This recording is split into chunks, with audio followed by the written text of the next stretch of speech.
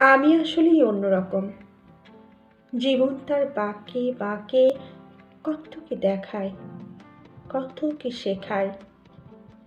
আমি অবাক হই, কেবলই অবাক হই। বুঝি না কিভাবে হয়ে যায় কি। জীবনের খেলায় আজও আমি রয়ে গেলাম সেকেলে। মাঝে মাঝে নিজেকে প্রশ্ন করি, কোথাও ভুল ছিল কি? কি এমন কমতি ছিল? যা কিছু মুঠোয় নিলাম কেন আঙ্গুলের ফাঁক দিয়ে গলে পড়ে গেল? আমার মুঠো দুটোর কি এমন দুর্বলতা ছিল? করতল মেলে ধরি চোখের সামনে, আঁকা বাঁকা রেখাগুলো নির্বাক। আমার প্রশ্নের কোনো উত্তর নেই।